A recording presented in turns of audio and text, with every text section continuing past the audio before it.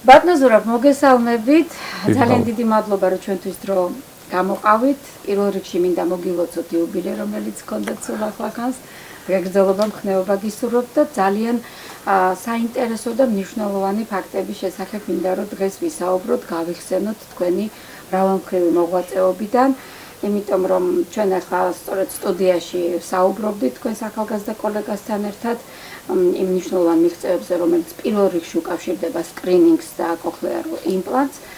და მე მინდა პირველი კითხვაც აქედან დავიწყო. რა შეგრძნებაა თქვენთვის, როგორც პიროვნებისთვის, როგორც ექიმისთვის, როგორც მეცნიერისთვის, როდესაც ადამიანს ბავშვს უბრუნებთ სამყაროს ხმებს?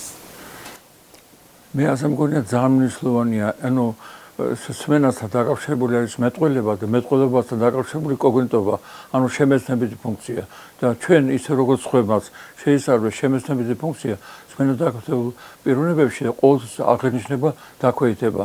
ეს ძალიან მნიშვნელოვანია კოგნიტობის და ჯანდაბას მეტყველებას, მაგრამ მეტყველებას დაკავშირებულია კოგნიტობა, ანუ შემეცნება და სამწუხაროდ ინტელექტის დონე კლებულობს.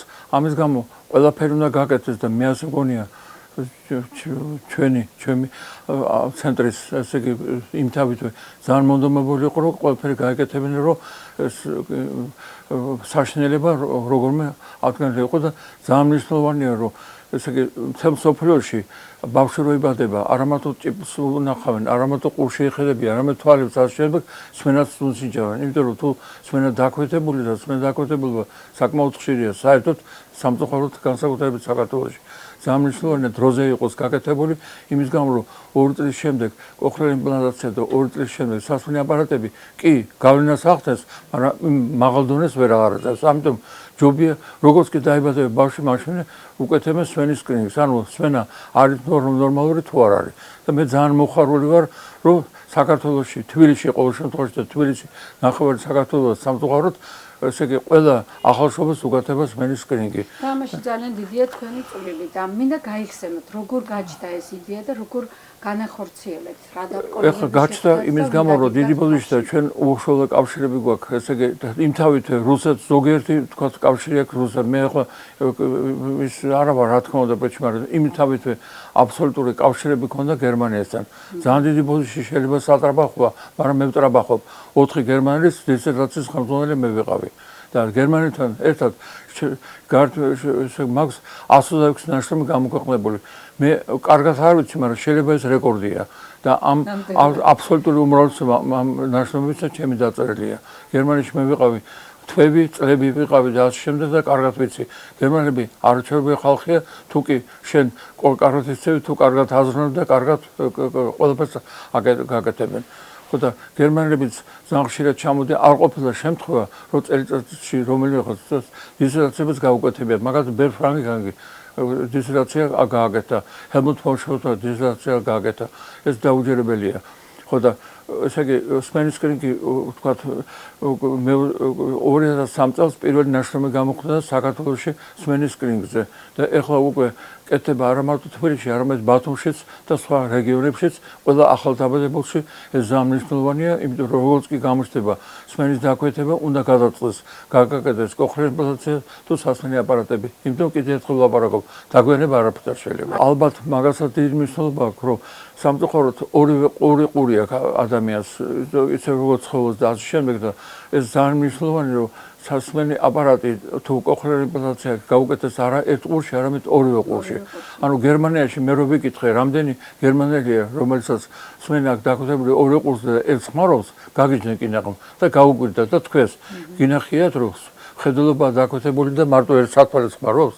ესე იგი ამაში ცოტა ჩვენ მოვიკოწრეთ იმის გამო, რომ თქვათ კოქლეარ იმპლანტაცია სასმელი აპარატი საქართველოს თუნდაც ვერ იღებს, თუმცა ვაღიაროთ, რომ დიდი ბოდიში და საერთო შრომებისა, საერთო ურთიერთობების გარეშე მიუხედავად ესე იგი მე მაგდებურგში მუშაობდი, ანუ შტატში ვიყავი და ასე შემდეგ და მარტინ კინდი, ანუ კიდევ სასმელი აპარატების ცნობილი, უცნობელესი ფირმის წარმომადგენელი, ხელმძღვანელი დირექტორი ჩამოვიდა მაგდებურგში და თქვა, მე ვიცი რომ თქვენ კარგი ურთიერთობები გაქვთ გერმანელთან, მე ვიცი რომ თქვენ ეხმარებოდით გერმანელებს, მე ვიცი რომ საერთო ნაშრომები გაქვთ უამრავი და ასე შემდეგ, მე მინდა ფილიალი გავხსნა. გაიხსნა ფილიალი და ჩვენთან 30% უფრო იაფია სასმელი აპარატი ვიდრე გერმანიაში. ეს დიდი დამსახურებაა კავშირების ნამდვილად ეს არა ნამდვილად სატრაბახო, იმიტომ რომ ძალიან დიდი მადლიანი საქმეა ყველაფერსო თავი დავანებოთ. მაგრამ აქ მე ჩდება კითხვა აი ზუსტად ორმხრივ სასმენ აპარატთან და კოქლეარულ იმპლანტთან დაკავშირებით. ანუ ის კითხვა ფაქტობრივად რომელიც უნდა დამესვათ თქვენ მიპასუხეთ, ანუ პარტნიორების საშუალებით მოხდა ფასდაკლებით ფაქტობრივად და დღემდე ესე შემოგაქვთ ეს იმპლანტები და ალბათ გარკვეულწილად ფინანსდება სახელმწიფოს მიერაც, მაგრამ როდესაც ორმხრივზეა საუბარი, სათანადო კვლევები არის ამასთან დაკავშირებით, რა თქმა უნდა, ეს ისევ დაკავშირებულია კოგნიტური ფუნქციების თანაბარ განვითარებასთან, იმიტომ რომ ორივე თქვენი თქმის არ იყოს ორი გვაქვს და ორივე სასმენი აპარატის გამართულობა, იმიტომ რომ ანალიზატორი მე ერთი გვაქვს და ასე შემდეგ. ამიტომ მე ვიცი თქვენ ძალიან ბევრს მუშაობდით ტვინის ჯანმრთელობაზე, ნეიროფიზიოლოგიაში და ასე შემდეგ. ამიტომ თამამად მინდა გკითხოთ ამის შესახებ. ამ მხრივ დღეს რა ხდება თუ მიმდინარეობს ისევ კვლევები, უცხოეთში თავისთავად ცხადია, მაგრამ ჩვენთან საქართველოში, აი ესეთი კვლევები, როგორც თქვენ გსურთ და თქვენ მოხელმძღვანელებდით დიდი სიამოვნებით ასეთ ცენტრს და რამდენად ასაბუთებს ესეთი კვლევები იმას, რომ ორმხრივი უნდა იყოს. მაგ წიგნშიც არის ნაჩვენები და ეხლა ნაშრომს წერა აკადემიის მომბისთვის და იქ არის ესე იგი აღწერილი ბინაურალი რო არის ინგლისურად ლაპარაკობს, გერმანულად ლაპარაკობს. ესე იგი ქართულად ბუნებრივია და ასე შემდეგ მღერის სიმღერთა სამსიმღერო ანსამბლში არის ესე მომღერალი და არ შემდეგ ეჭვი არ მეპარება რომ ცალმხრივ ეს გამორიცხული იყო მაგრამ გეწასე რომელიც თქვა ჩემი თანამშრომელია უკვე სწავლობთ უკვე მეცნიერულ დონეზე რო იყოს ხო აი ეს მინდოდა მე დაჯერებული ვარ მაგრამ თემის ახალ უკვე ცნობილია კოგნიტურის ფუნქცია მონაურულად და ბინაურულად სასმელი აპარატების და კოქლეარული გამოყენებაში პრინციპში თავისთავად ღმერთმა ჩვენ იმიტომ მოგცა ორი ყური რომ ორი ყური უნდა ფუნქციონირებდეს ანუ ვიღაცამ დაიძახა არ უნდა იცოდე აქედან დაიძახა თორემ ამისთვის საჭირო არის ორი ყური ანუ არა მარტო კარგად გესმის არამედ გესმის საიდან მოდის ეს ხმა და მაგას აქვს უდიდესი მნიშვნელობა არ შემიძლია არ ვთქვა ერთი რამ კიდევ ბატონო ზურაბაი თქვენი პროფესია ისეთია განსაკუთრებით ახლა აუდიოლოგიაზე როცა ვსაუბრობ და სმენის როგორც ფუნქციის აღდგენაზე ამ წუთას ახსენდა ამან მოიტანა ეს კითხვა რომ თქვენ ერთდროულად მკურნალობთ და თან ფუნქციის აღდგენას ახდენთ ანუ ეს თავისი არსით უკვე არის რეჰაბილიტაცია და ბუნებრივია მანამდე სანამ ამას განახორციელებთ გაქვთ რეჰაბილიტაციაც ანუ გარკვეულწილად მუშაობთ ფიზიკურადაც ფსიქოლოგიურადაც პაციენტთან მის მშობელთან და ასე შემდეგ თქვენი გამოცდილება რეჰაბილიტაციის დარგში და როგორ ფიქრობთ როგორ უნდა განვითარდეს სწორედ სმენის რეაბილიტაცია არაოპერაციული არაინტერვენციული გზებით კი ბატონო სასმელი აპარატების და კოქლეარული იმპლანტაციას ჩვენ უკვე ვილაპარაკეთ ჩვენ უკვე თქვით და ხაზი გაუწევთ და ამას აქვს უდიდესი მნიშვნელობა და ხალხმაც უნდა იცოდეს და ყველა ექიმმა უნდა იცოდეს რომ რაც შეიძლება ადრე უნდა გაკეთდეს 2 წლის ასაკამდე კოქლეარული იმპლანტაციას და სასმელი მე კი ვილაპარაკებს მაგრამ იმ დონეს ვერ მიაღწევს რაც თქვა ჩვენ გვჭირდება ვერ მიაღწევს თქვა კარიერაში თავის მაღალ დონეს ვერ გახდება პროფესორი და ასე შემდეგ რაც ცხოვრების ესე იგი რა თქმა უნდა გაიგებს მაგრამ ეს ამიტომ საჭირო არის აუცილებლად ესე იგი ორმხრივი მე ახლა დავუმატებ რომ ესე იგი აუდიოლოგია ეს სუფთა ადამიანური ფენომენია იმიტომ რომ ამასთან დაკავშირებულია მეტყველება და ცხოველების მეტყველება არ აქვს და თქვა დიდი მნიშვნელობა არ აქვს და ადამიანისთვის მათ შორის პირველ რიგში კოგნიტობის ანუ ინტელექტუალური ფუნქციის მაღალი დონის მისაღწევად საჭირო არის აუცილებლად რეჰაბილიტაცია და ესე იგი რეჰაბილიტაცია ნიშნავს მაქსიმალურად რაც შეიძლება ეს იმას ნიშნავს რომ ეტყურს და მეორე ყურს ბინაურულად ძალიან დიდი მადლობა და არ შემიძლია არ დაგისვათ კიდევ ერთი კითხვა იმასთან დაკავშირებით თუ როგორი სამუშაოებია ჩატარებული კვლევებთან ქართული ენის თავისებურებები ინდოევროპულებთან მიმართებაში აი ეს აუდიოლოგიური და პარააუდიოლოგიური ვერბალური ლინგვისტური პარალელები რომლებიც ამ წიგნშიც არის მოცემული მოკლე ნაშრომის სახით მაგრამ დარწმუნებული ვარ რომ გაცილებით დიდი მრავალწლიანი ფართო შრომებია ჩატარებული რატო აქვს ენას მნიშვნელობა ბგერის ასე ვთქვათ ჟღერადობას სიგრძეს ფიზიკურ მახასიათებლებს ქართული ენის განსაკუთრებულობა რაში გამოიხატება? ქართული ენის განსაკუთრებულობა იმაში მდგომარეობს, რომ კავკასიური ენა და ამიტომ შედის ისეთი ბგერები, რომელიც სხვაგან ინდოევროპულშიც კი არ არის, მაგალითად ყ და ასე შემდეგ და ასე შემდეგ. და ეს ძალიან მნიშვნელოვანია, იმიტომ რომ ქართველები იყენებენ ყველა ამ ბგერას ურთიერთობაში. და მე ხო სხვა ენებსაც გადავხედე და დაუჯერებელია და რუსულში არის 33 ასონიშანი, აქედან 3 ასონიშანია ი და ი, 3 ნიშანი არის ე და იო და ასე შემდეგ. 2 არის ა და ია და ასე შემდეგ და არ არის ჯ და არ არის ესე იგი ჰ.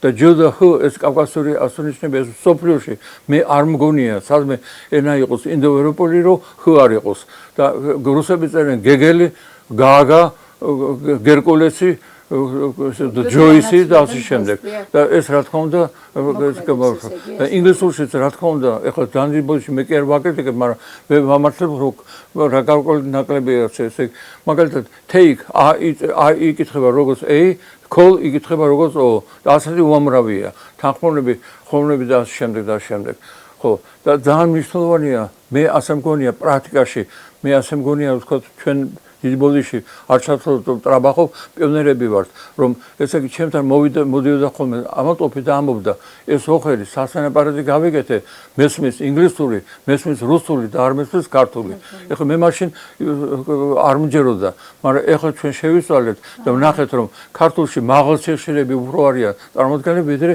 ინდოევროპულში 6 კილო და 8 კილო რობაში როდესაც ინგლისურში არის 9 1 2 4 რუსულშიც მასევე და ჩვენთან 6 და 8 კილო ამიტომ უდიდესი მნიშვნელობა აქვს მაგას რომ სასვენ აპარატის დაყენების დროს რასაც აუცილებლად ინდივიდუალურად აქვს ადგილი სასვენ აპარატის უნდა დააყენო არა მარტო იმ სიხშირებზე რომელსაც ინგლისელები თუ გერმანელები თუ ახმარებენ არამედ თორემ მაღალ სიხშირებზე ჩვენ დავაყენეთ ეს ძალიან დიდი წარმატება რამე ძალიან დიდი მადლობა პირადად ჩემგან როგორც ერთ-ერთი რიგითი მოქალაქისგან და თქვენი კოლეგისგან იმიტომ რომ მე ვფიქრობ სწორედ ეს არის პაციენტზე ორიენტირებული პაციენტზე ფოკუსირებული ინდივიდუალური პერსონალიზებული მედიცინა რაზეც ამდენ ხანს საუბრობდით და ამ შემთხვევაში ეს არის უკვე ეთნიკური მედიცინაც იმიტომ რომ თქვენ მოარგეთ ქართულ ენაზე მოსაუბრე ადამიანებს მე მგონი ასეთი ფენომენი მსოფლიოში ჯერ მე არ მსმენია ყოველ შემთხვევაში როდესაც კონკრეტულ ეთნიკურ ჯგუფზეა მართლა მორგებული თქვენი ასე ვთქვათ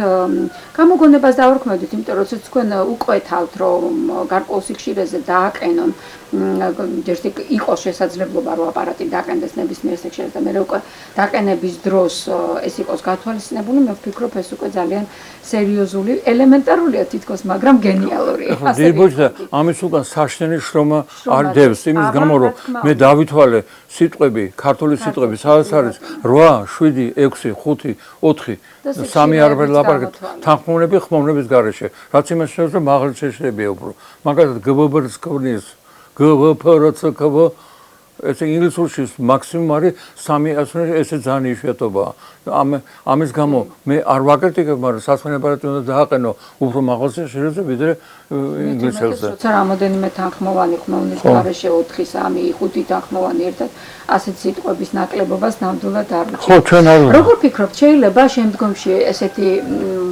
შეიძლება ასეთ ძალიან დილეტანტური იდეაა მე არ ვარ რა თქმა უნდა ოტორინოლარინგოლოგი მაგრამ ლოგიკურად ჩდება კითხვა შეიძლება რაღაცა ტრენირებისთვის გარკვეულწილად თუნდაც კვლევებისთვის ქართული ენა გამოყენებული იყოს როგორც ტესტი კი ბატონო ალბათ შეიძლება ხო მე არ ამგონი ქართული ენა ესე იგი ქართული ენის სპეციალისტები ხალხს ვთქვამენ რომ არაჩვეულებრივია და მე ხო მე პროვინციალი არა ვარ რომ ძალიან მნიშვნელოვანი ეს არის თუნდაც მაგიტო რომ 33 ნიშანია მაშინ როდესაც ინგლისურში არის 26 ნიშანი და ყველა ესე იგი ასონიშანს უნივერსალური იყოს აპარატი და მოერგოს მე უკვე ყველა ანუ ქართულს თუ მოერგება ყველას მოერგება მართალია კი ბატონო ძალიან მინდა კიდევ ერთი კითხვა დაგისვათ არ გადაგღალოთ ზედმეტად საუბრით მაგრამ აი აქ შევამჩნიე ნაშრომი რომელიც თქვენ აღნიშნეთ რომ ახლა გამოსცეს მამა თქვენის ნაშრომია ბატონი შამშექევანიშვილის რომელიც ახლა ითარგმნა და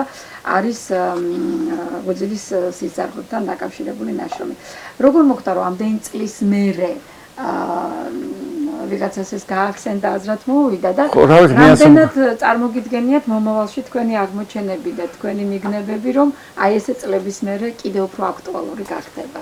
ეხლა რაღაც ეხლა მამი და დედი ყველა ამაყობს და მეც ვამაყობ, იმიტომ იყო ტოპანდომის კათედრის გამგე სამეცნიერებაში და მე ძალიან კარგად მახსოვს ლექცია რო ქონდა ხოლმე, კი არ გამოხატავდა ლექცია, მაგრამ ემჩნეოდა დაძაბული იყო.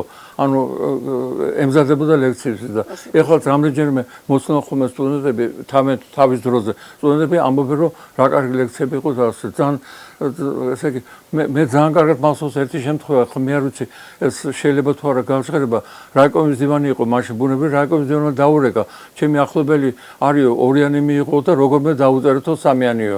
კი ბატონო მოვიდესო, მოვიდა და დაუნიშნა ესე იგი გაკვეთილები ყოველ დღე 3 კვირის განმავლობაში 1 საათი ამეცადინებდა და მე გავუშვა სხვასთან და 5-იანი მიიღო იქა. ეხლა შეიძლება ეს სასაცილოა, მაგრამ დაუჯერებელი ჩემთვის პატიოსანი დამოკიდებულებაა საქმის. ხო, ისე იმეცა აბწყინვალეთ შეისწავლა ტოპანტომენ, მაშინ თოიძე იყო კათედრის გამგედა და იმასთან გავიდა 5-იანი მიიღო ყოველგვარი ჩაწვავის გარეშე. დატოვებდა სამს. მიზანის იყო დახმარებოდა არა დათურად, არამედ ნამდვილად. ხო, ძალიან სასიამოვნო იყო ემოციურად ჩემთვის ამის ხილვა და რაღაც ისეთი პარალელებიც და ალუზიებიც გამიჩნდა მასთან დაკავშირებით, რომ ეს არის ალბათ ჭეშმარიტი ცოდნა მეცნიერება და დამსახურება, როდესაც ამდენი წელი გადის და ალბათ ასე იქნება ის მიგნებები, ის ძალიან საინტერესო იდეები, რომელიც თქვენ გაქვთ, რაღაცით თქვენ მუშაობთ, წლების მერეც აქტუალური იქნება დარწმუნებული, იმიტომ რომ თქვენ მე ადამიანები საერთოდ დროს უსწრებობთ მისწრებთ და ჩემთვის ძალიან დიდი პატივია თქვენთან საუბარი და მე თავს აღარ შეგაწყენთ, უბრალოდ მინდა მაინც ერთი მწვავე საკითხზე თქვენი როგორც ნამდვილად ექსპერტი, საექსპერტო ცოდნის მქონე მეცნიერის და აკადემიკოსის აზრი მოვისმინო. მე შევესწარეთ თქვენს გენიალურ გამოსვლას ვატამოსიძის კონფერენციაზე და მახსოვს რომ ორი გადაცები და ენთუზიაზმით ყვებოდით აი იმ კვლევებზე, რომელიც მაშინ ტარდებოდა, საშუალებებზე, რომელიც მაშინ ჰქონდათ, რომ შეგესწავლოთ და ამ შემდეგ. აი როგორ ფიქრობთ, რა უნდა მოხდეს, როგორ უნდა შეუწყოთ ხელი იმას, რომ ცხოველებში იქნება, მასალაზე იქნება, მოდელებზე იქნება, ახლა ეს ტექნოლოგიებით შემოდის და შეიძლება ტექნოლოგიებით იყოს მოდელირებული, არა აქვს მნიშვნელობა, რას გამოვიყენებთ მასალად, მაგრამ როგორ შეიძლება აღვადგინოთ აი ეს დუღილი, აი ეს ფუსფუსი, ის ენთუზიაზმი, რომლითაც სამეცნიერო კვლევითი საქმიანობა ხასიათდება ზოგადად. რა არის საჭირო მისთვის და რა ტიპის კვლევებს ისურვებდით საქართველოში, თქვენს დარგში თუ ზოგადად მედიცინაში? კი ბატონო, დიდი მადლობა. ეხლა სამწუხაროდ მე სამწუხაროდ იმას ვლაპარაკობ, რომ მეცნიერების დონე დაიწია ძალიან დიდი ბოლოში ეს ჩემს ტანჯვა. იმიტომ რომ დიდი ბოლოში კი არ ვტრაბახო, მე მეცნიერი ვარ და ესე იგი მე აღარ კითხულობენ და ძალიან ცუდი რაღაც არის. ესე იგი ძალიან დიდი ბოლოში და ფიზიოლოგიაში ასპირანტურაში ვიყავი, შენ ასპირანტურა ფერიდაშთან რაღაც ეს ვებერთელა წარმატება იყო და ეხლა სამწუხაროდ ეს ასე არ არის. ძალიან დიდი მნიშვნელობა აქვს, რომ არ გავჩერდეთ ლოკალურზე და სოფლიოს გადავხედოთ. ეხლა ძალიან დიდი ბოლოში და ძალიან კარგი რედაქტორი არის გურამ ბეკაია. გურამ ბეკაიას მე ხა უთხარი, პრინციპზე ხელა დამიჯერა, რომ ესე იგი იყო ზლქევანიშვილი ავტორები. ეხლა გერმანიაში დასავლეთში გამორიცხულია, რომ ზლქევანიშვილი იყოს ავტორი. უნდა იყოს ავტორი არის სახელიც და გვარიც. დიდი ბოლოში და გამორიცხულია ქუჩაზე იყოს უნივერსიტეტის ქვია ივ ჯავაშვილის სახელობის უნივერსიტეტი. თოდუას სამეცნიერო აი გამორიცხულია რომ არ იყოს იქ ფრიდონ თოდუა და იმიტომ ის არის პიროვნება კი არა, პიროვნება არის სახელით და გვარიც. ხო და გურამ ბეკაია როგორც არის სახელით სჭირდება და გურამ ბეკაია წავიდა მაგ დათმობას და ეს ძალიან მნიშვნელოვანია. ეხლა მეორე რომელიც მე გურამ ბეკაიას ვუთხარ და დარქმან დამიჯერა. დიდი ბოლოში და თქვენ ახლა მეცნიერი ხარ და იცით, სტატია რო იწერება, ბოლოს არის ლიტერატურა. ჩამოთვლილი ლიტერატურა აბსოლუტური სისულელია. ლიტერატურა ქვია, კი არ ქვია, საერთოდ ამას ქვია რეფერენსის, რეფერირებული, ანუ ციტირებული ნაშრომებია და არა ლიტერატურა. ლიტერატურა არაფერი კავშირი არ აქვს. და გურამი დამიჯერა და იქნება მასე ციტირებული ნაშრომები და იქნება ჩამოთვლილი. რეფერენსი. მეტად დაუახლოვდებით საერთაშორისო სტანდარტს, მეტი იქნება და ნამდვილად იმედი მაქვს, რომ რაღაც ვივარიუმების კულტურაც, ბიოტექნოლოგიური მოდელების შექმნის კულტურაც, გარკვეულწილად დაფინანსებაც გაიზრდება, იმედია თანდათანობით ეს ალბათ თითოეულმა უნივერსიტეტმა და ინსტიტუციამ უნდა აიღოს თავის თავზე და თავის პატარ-პატარა კვლევით ლაბორატორიები შექმნით, მერე იქნებ მივიღოთ არა ვართ დიდი ქვეყანა და ქსელი იმ ლაბორატორიებზე. მაღალი დონის კვლევები ჩატარდება და არა უბრალოდ ეპიდემიოლოგიური მოხილვითი და შედარებითი და ასე შემდეგ.